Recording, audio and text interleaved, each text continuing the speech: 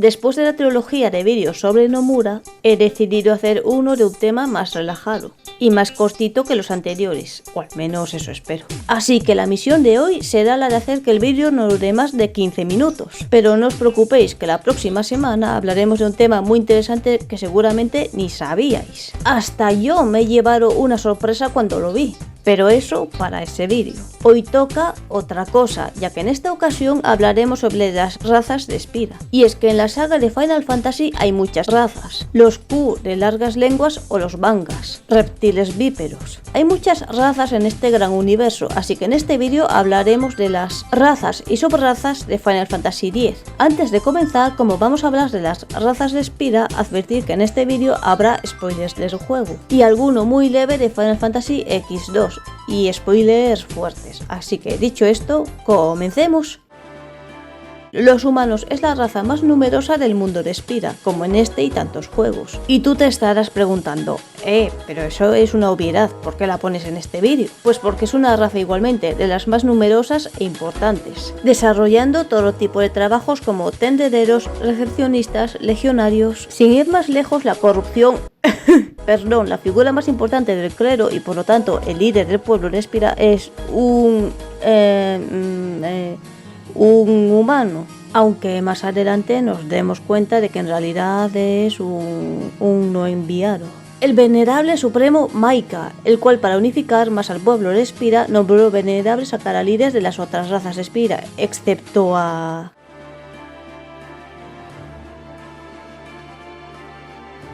En la antigüedad, los Alfhead no se llamaban Alfhead, sino Bedols, una raza que no podían usar la magia, aunque en el juego con Riku, si la llevas por otro camino en el tablero de esferas, ocurra lo contrario. Formada por el mecanista Alp. Del nombre de Alp y la palabra Bedols se les llamó Alfhead por la corrupción de ambas palabras. Los rasgos más característicos de los Alfhead son sus ojos verdes con el iris en forma de espiral, los cuales ocultan tras unas gafas de buceo negras y su cabello rubio. Además de tener su propio idioma, algunos Alfhead, como por ejemplo Cid, Riku o Rin, saben hablar el idioma común. Los Alfhead fueron usados como chivo expiatorio y perseguidos durante años por el uso de máquinas, prohibidas por el clero, ya que según la religión de Yevon, por culpa de estas nació Sin. ¡Qué hipócritas! Los Alfhead viven en Bicanel, pero no vivieron siempre ahí, sino que Sin destruyó la isla en la que vivían antes, ocurriendo una gran desgracia de la cual ocurriría cierto acontecimiento importante para la trama del Final Fantasy X, pero no nos adelantemos, ya que además daría para otro vídeo. Y como podéis imaginar, no hay ningún venerable Alfhead, pero por alguna razón se les está permitido jugar competiciones de Blitzball y actuar en la Operación Mayhem, un intento desesperado de eliminar a Sin, aunque, como siempre ocurre, sin éxito y con numerosos muertos y heridos.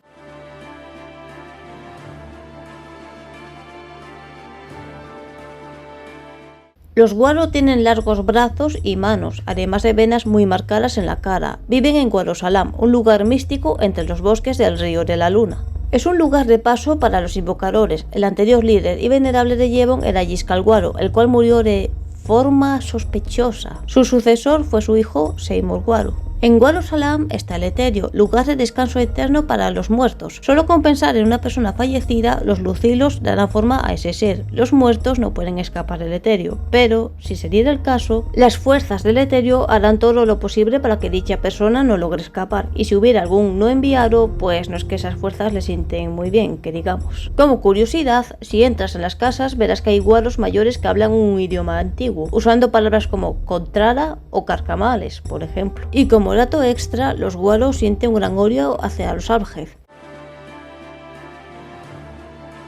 Los Ronso son de las razas más corpulentas de Spira, altos, ojos amarillos o verdosos, con rasgos felinos como garras y cola y pelajes con tonalidades azules o marrones para resistir el gélido frío de la montaña. Los machos son más musculosos que las hembras y tienen un gran cuerno en la frente, el cual simboliza su fuerza. Perder el cuerno es una gran vergüenza para cualquiera de ellos. Los Ronso usan un lenguaje rudo y hablan en primera persona, excepto su líder y venerable de Yevon, Kelk Ronso, fieros y orgullosos, pero de las razas más honorables dentro de Spira. Sacred Mount Gagazet, I honor the name of strong warrior who defeats Biran. Remember always, Gagazet, That name is Kimahri. Mountain knows Kimahri strong. Kimahri may pass. Summoner, we Ronso will stop pursuers from temple. Truly? Penance for breaking Kimahri's horn long ago.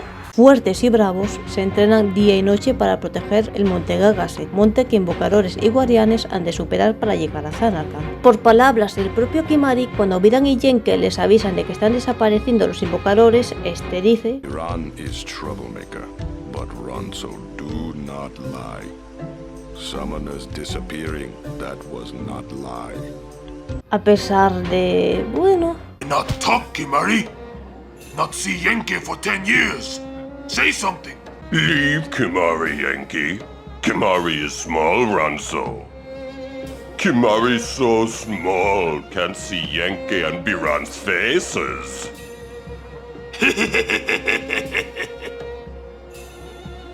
Kimahri forget Ronso friends? We taught you much at time of Hornmund. Biran taught Kimahri to be strong, Ronso. Maybe taught too much.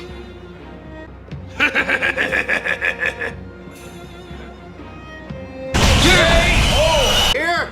Hurry! Yuna's gone!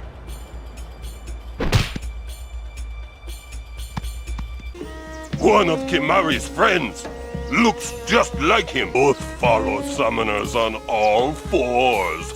Hornless goatlings. Hornless! Hornless! You come to insult Kimahri? Poor Kimahri lost his horn, next lose his summoner. Pitiful Kimahri, howl alone, howl alone. You not forget who took your horn. Never forget. Viran rend you asunder. Hornless! Hornless! Como dato, la raza de los... a ver cómo pronuncio esto... Rosga, perdonadme los que juguéis al 14 si lo he pronunciado mal, o Rosugaru en japonés de Final Fantasy XIV están basados en los Ronso. Esta es de las razas más extrañas de Spira. Es una raza anfibia de color azul y ojos saltones, los cuales se ganan la vida conduciendo su pubs o ayudando a promocionar espectáculos para Tobli. No se sabe mucho de ellos realmente, pero serían muy buenos jugadores de Blitz. ¿Sabrán hablar supafes? Tampoco tienen un venerable y por lo que se sabe tampoco tienen un líder. Bien, ya hemos hablado de las razas de Spira, ahora toca hablar de las subrazas y bueno, ¿os acordáis que os dije que los humanos son importantes? La verdad es que en sí para la historia de Final Fantasy X todas las razas son importantes. Tal vez los que son indispensables son los Ipelo, o tal vez no, y son súper importantes porque los humanos no pueden conducir los Upafs. No sé si llamar subrazas hubiera sido lo más adecuado, ya que lo más acertado sería llamarlos híbridos. Pero espera, ¿pero qué me estás contando? En Final Fantasy X no hay ni híbridos ni subrazas. Sí, las hay, solo que se menciona de forma muy escueta y sin entrar en muchos detalles. Lo mencionan en pocas ocasiones y hay, que se sepa, dos personajes en el juego que son una mitad humana y otra de otra raza de Spira. A lo largo de este vídeo ya os he dicho el nombre de uno de ellos. Y dicho todo esto, uno de los personajes que no es humano es...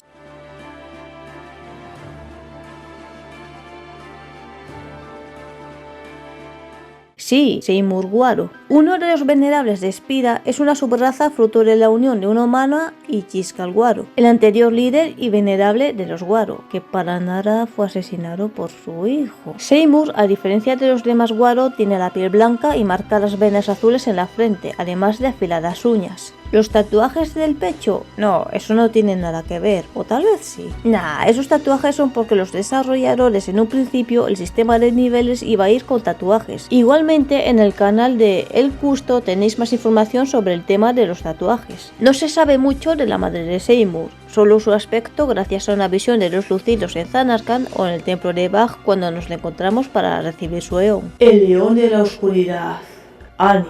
que, de hecho, Anima es en realidad el león supremo de Seymour. Su madre se sacrificó para que él fuera recordado como otro alto invocador que derrotó a Sin, ya que además ella sabía que no le quedaba mucho tiempo y su hijo por aquel entonces no tenía un lugar donde vivir en Spira. Por eso de ser medio humano y medio guay.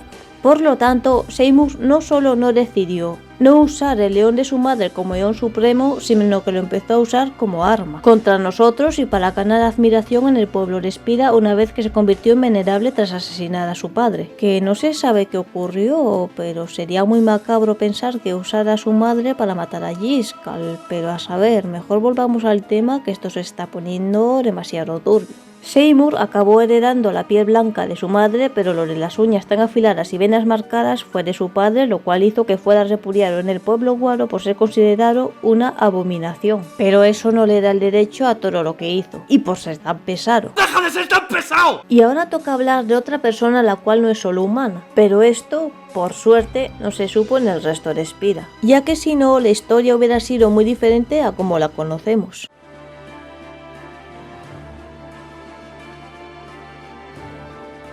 Sí, aunque a muchos puede tomaros por sorpresa, Yuna es hija de un Alfhead y un humano. De su madre no se sabe ni cómo era y ni siquiera su nombre, a diferencia de la de Seymour, que al menos sabemos cómo era. Sin embargo, de su padre sí que sabemos quién era. El alto invocador Braska, quien venció a Sin hace 10 años acompañado de Auron y Yech. ¿Cómo se conocieron ambos? Braska era un sacerdote que fue a visitar a los Alfhead con la esperanza de estrechar lazos con ellos, pero quedó prendado de una joven que era la hija de Cid. En palabras del propio Ring, fue amor a primera vista. Cuando esto se descubre, pues bueno, no fue bien visto ni para los de Yevon ni para los Alfhead. Braska perdió su puesto de sacerdote y Cid no quiso saber nada más de su hermana. Pero más adelante, cuando nació Yuna, su madre volvió para tratar de arreglar las cosas con su familia. Pero Sin destruyó la isla donde vivían, muriendo en el proceso. Entonces, Braska se hizo invocador para vengar su muerte y sobre todo para que nadie más volviera a pasar por algo así. Pero volviendo al tema, el rasgo más característico de Yuna es la heterocromía, que muy posiblemente es debido a que su madre fuera Alfhead y Braska un humano, haciendo que gracias a esto no se notara que fuera mitad Alfhead. Y bueno, no creo que nadie quisiera meterse con la hija del gran Braska, quien trajo la paz a Spira. Sería una gran ofensa, y si no también... Kimahri goes first. Yuna is safe. Kimahri protect. Quiero dejar una opinión personal, y es que desde hace ya muchos años me encantaría que hubiera una precuela de Final Fantasy X sobre el peregrinaje de Braska. Ya sé que algo se cuenta en las telesferas que encuentras en el juego, pero ¿no sería mejor vivir su peregrinaje y expandir más el universo del 10? En vez de secuelas, resecuelas y futuras secuelas. Porque eso de la supuesta hija de Auron, llámala Chumai, que por un milagro del destino Sin y todos los que murieron van a volver... Vale que Auron rechazó a la hija del sacerdote y perdió su puesto como monje guerrero, pero... si por algún casual estaba casado o tuvo una hija, lo cierto es que nunca se dijo ni se mencionó nada en el juego, por lo que... En el 10.2 no puedes entrar al Etherio en Gorosalam, ya que un Alfhead te dice que hay problemas y que solo los Guaro podrán resolverlo. Pero en un principio pensé que era una barrera para que no te dejaran entrar como jugador, ya que es la propia Yuna la que no quiere ir. Ya que, bueno, quienes lo hayáis jugado sabréis el porqué de su decisión. Pero sobre lo otro, de que los muertos van a volver... en fin... Y hasta aquí el vídeo. Sinceramente iba mucho tiempo que quería hacer este vídeo hablando sobre el Final Fantasy X, el cual es mi juego favorito. Que muy posiblemente caigan algunos más en el futuro. ¿Que nunca has jugado al 10? Por favor, hazte un regalo y juégalo. Para mí es de los mejores juegos que se han hecho jamás. Gran banda sonora, historia... En su momento era de lo mejor en gráficos en Play 2, pero bueno, se sigue disfrutando hoy en día. Y la historia es de las mejores que he podido vivir, y he jugado muchísimos juegos, que conste. Pero volviendo al tema, el próximo día hablaremos de lo que os dije al principio, de algo que seguramente vosotros ni sabéis ni sabíais. Yo lo vi de pura casualidad, y os aseguro que os dejará flipando de lo que es, porque... tiene tela. En fin, no quiero alargar mucho más esto, así que suscribiros, like y campanita para más vídeos y nos veremos muy pronto.